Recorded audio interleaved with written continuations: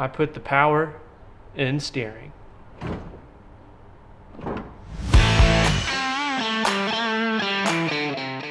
When it comes to these old Jeeps, these Jeepsters specifically, there's really a lack in steering. In the early models, in the 69, pre-71, they came with a Ross steering that has a bunch of linkages and it's super sloppy and it is awful. Then in 71, they moved to the Saginaw steering, which is what I have installed in this now. And then in 72, 73, similarly, they use that Saginaw steering as well. So to convert to power steering takes a little bit different level of parts for each one, and we're gonna talk about those today.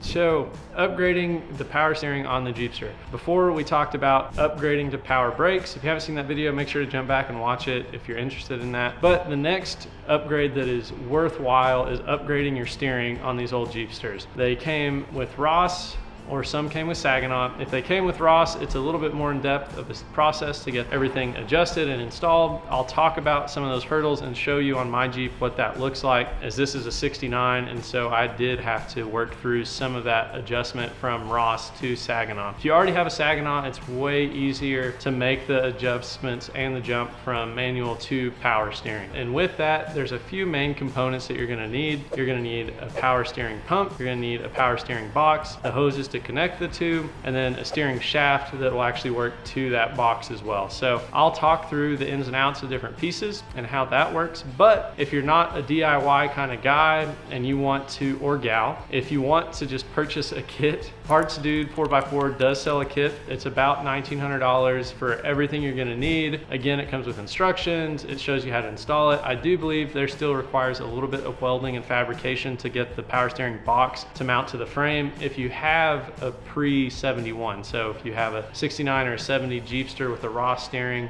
then you would need the full kit, and you will need to do a little bit of welding on the frame rails to make that kit work. Now, again, it is a really comprehensive kit. It's complete. It comes with everything you're gonna need. But today, I'm gonna focus on a more DIY approach and show you how I upgraded this Jeepster to power steering Saginaw style. All right, so when piecing together your own power steering kit, the first thing that you might consider would be your power steering pump. So with that, you can either source an old style pump from a Buick 231 or a Buick 350. That'll be the older style pump, and it'll bolt right up the front. It is a little bit larger and it sits a little bit above the motor. So when I actually switched to Hydro Boost, this actually ran into that pump. So what I opted to do is I switched to a Brennan's garage style pump. I'll show some pictures of that, what it looks like. It's a little difficult to see with this current configuration and all the things that are around it, but it's a really straightforward piece and it works really, really well. So that just bolts right up. Then when you order his actual pump, it's not a pump, it's just the bracket. So it's the adapter bracket to run a newer TC2 style pump, which comes in a variety of vehicles. He actually provides you a full list of pumps that he recommends. I'll include the link to the pump that I use. It's just an Amazon special, but I liked it because it didn't come with a reservoir. So I was able to use this PSC remote reservoir, which allowed me to then plumb all my Hydro Boost brakes into that, kind of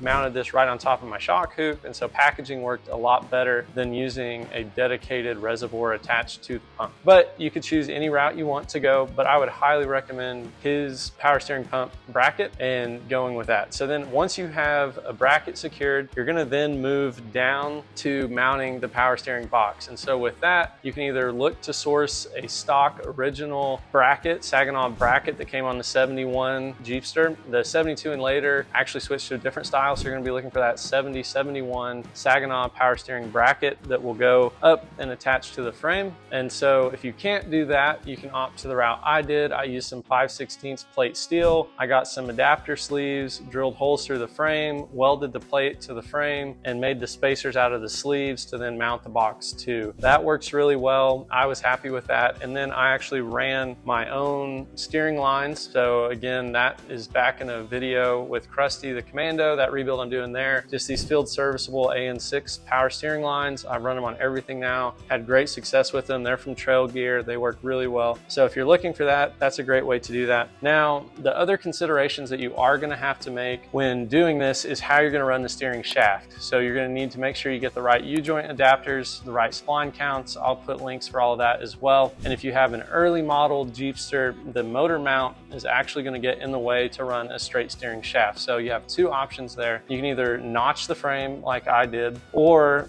you can use a heim joint and run a shaft through it, add an additional joint, and then change that angle. And again, I did that on Krusty. So if you look back at that video, I'll show you, you'll be able to see that exact process, but then I'll also show you some B-roll of what that looks like installed. So that will pretty much give you all the pieces that you need to install the power steering setup. If you do have an early model, it has a front dump exhaust. And so that front dump exhaust will also get in the way. So then that's where you need that heim joint to make it clear that. Or you can install a header. That's the route I went. Or if you can find a rear dump exhaust off of a Buick 231, those work really well. So hopefully that will give you a full list of everything you need to get started with the power steering setup on your Jeepster. It's worked really well for me over the years.